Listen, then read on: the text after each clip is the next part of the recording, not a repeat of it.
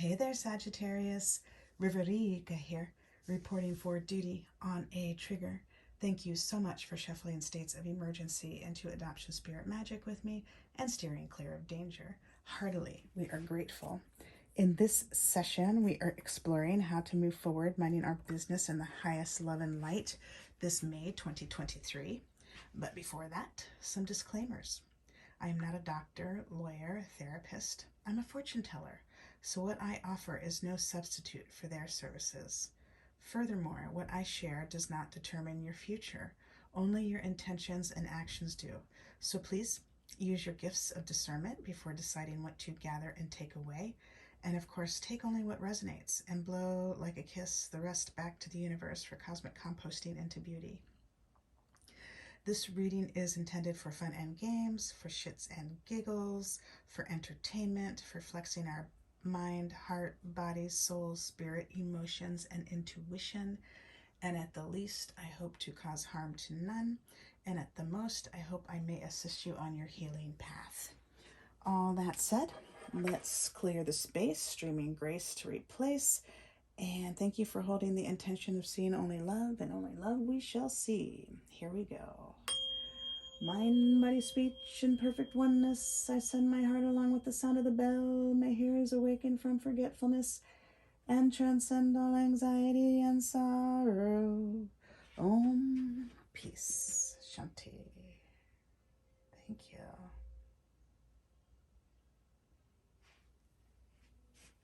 Thank you.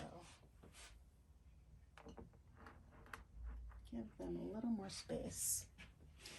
So you can see I rolled a number 6. Maybe you can see. I rolled a number 6, which chose the Living Altar, an Oracle and Spell deck for the Radical Witch by Ilva Drama Marzana Radzisuski and Kiki Robinson. And you may find more about them online at thelivingaltar.com, or also on Instagram. They also have an Altars Up Witches podcast, so you may have fun with them. And this is one of the only Romani decks in circulation, so that's super exciting. And back to that number 6, I invite you to check out the numerology on your own, and that may help you out this month. That number 6 help play through in the highest love and light. And we have a tiger's eye frog. So the tiger's eye, I invite you to check out 4, 5, 6, 27 different sources to see how it resonates with you and what may help you move forward in May in the highest love and light for the tiger's eye and for the frog. But for fun with the frog, I heard somewhere somebody said, frog, fully rely on God. Frog. So maybe you can have fun with that, however you call God. So that may help you through May. And you are a whole, full, loving, powerful spiritual being. And so am I. I may thank your source, spirit team, angels, galaxy guides, ancestors, saints, sages, gods, goddesses, universes here for the highest love and light, as well as mine. And we thank your source and my source for immediately shifting the situation into what it needs to be, offering necessary insights, healings, acts of grace, protection. Heartily, we are grateful. And so it was, and so it was, and so it was. Thank you for making this reading abundantly clear. Heartily, we are grateful. Catalyst on the bottom. Aren't all orphans and adoptees catalysts? I mean, really. How many people we got to move before we came out of the womb. And we have, woohoo! I think it goes like this, a spell card. I felt that coming. And so I invite you to sink in with the spell card. And I'm going to make sure I'm holding it the correct way. And I'm also going to invite you to look at your other placements to see what else may resonate with you. So, let's see. I had a feeling I was incorrect. There we go. And this card is death. And this is more of a figurative death. Please don't be alarmed. This is perfect timing with the eclipses happening, and there is a full moon coming up on the 5th. I do believe it's a lunar eclipse, but quadruple check me. And I'm just also thinking that the eclipse we're experiencing is in Scorpio. Again, quadruple check me, which really relates with the death card. And I do believe the 8th house. So these are some other areas that you may dive into to help you move through May. And this is like, it could be something simple like exchanging an old habit that no longer serves you for a new healthy habit.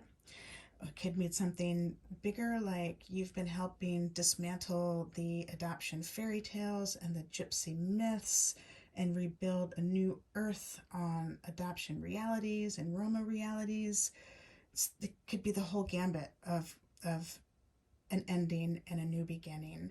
And so I'm sending you big hugs for all that work you did to close that chapter out and start something new. And you can really rest in that and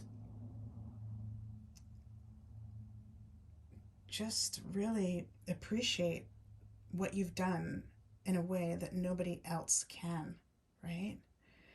And this red string is jumping out at me, reminding me of the Muladhara chakra, and also how we are tied to things, and then sometimes we're not. Sometimes we cut the ties. Sometimes we unwrap the ties. Sometimes we transmute the ties. But tapping into your Muladhara chakra, making sure you're grounded this month. There's so many different ways to do that, from sitting on Mother Earth to hugging a tree to, you tell me, how do you appreciate grounding? I was also thinking banging on a drum. There's so many different ways we can ground ourselves. This card also has some flowers, and it looks like candle wax. So those may be things that help you move through. It looks like there's a little bit of evergreen right there. You know, the evergreen, it's evergreen, keeps renewing. And understanding that that's what's happening, that there is this ending taking place, that we're having this release this month with the eclipses and the moons, the full moon. It may help you, because sometimes, even though we've been working so much to change something, for example, to dismantle old earth, there's a lot of emotions that go with it. There's a lot of feelings that go with it, feelings and emotions. And to be able to put it all in its place, like from the happy to the sad. And, it all can come up with the ending and the beginning. And so knowing that ahead of time just helps us prepare our pretty cry towel, our cry spaces where we can cry rainbows, and be okay with that, and not beat ourselves up because we think we shouldn't be crying, quote unquote. And also to have the happy places where we can celebrate in a way that's respectful to ourselves and to others, and honoring all the work that you've done up until this point. So that is what I am seeing for you in this reading, Sagittarius. Thank you so much for helping breathe life into adoption spirit magic.